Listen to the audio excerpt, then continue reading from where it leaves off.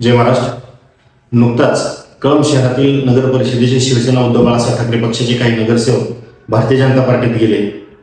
पण तसं पाहायला गेलं तर त्यांचा इतिहास काही नवीन नाही. दर 5 वर्षाला 3 वर्षाला ते पक्ष बदलत असतात. त्यांचा आतापर्यंतचा तो इतिहास आहे.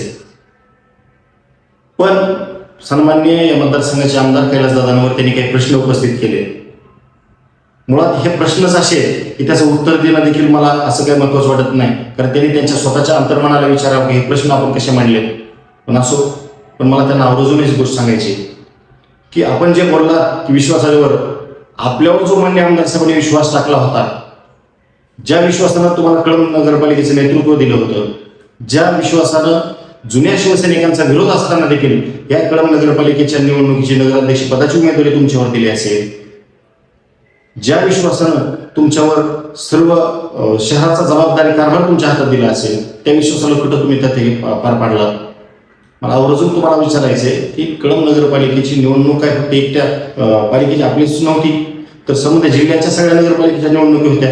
तरी देखील आमदार साहेबांनी या शहरामध्ये कॉर्नर बैठका असतील, जाहीर सभा असेल, रॅली असेल, लोकांना गाठीभेटी असतील, अपेक्षित लोकांना फोन कॉल असतील, ह्या सगळ्या गोष्टी केल्या आपल्या पूर्ण पाठीशी, पूर्ण ताकदीनं. मग त्या सामदान दंडभेद सगळ्या ताकदीनं म्हणजे आमदार साहेब आणि पक्ष तुमच्या पाठीमागे उभा राहिला.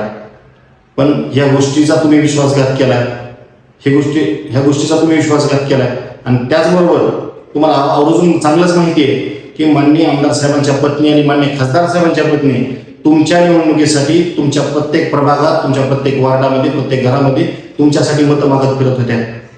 हे तुम्हाला चांगलंच माहिती आहे.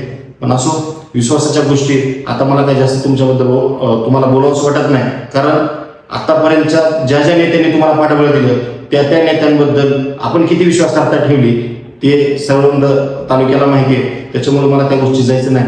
पण तुम्ही पक्षांतर केलंय, तुम्हाला आमच्याकडून शुभेच्छा आहेत. पण एवढंच सांगतो की पुन्हा एकदा ह्या शहरामध्ये शिवसेना उद्धव बाळासाहेब ठाकरे पक्ष आम्ही मोठ्या ताकदीने उभा करू, एवढंच या ठिकाणी शब्द देतो. जय हिंद.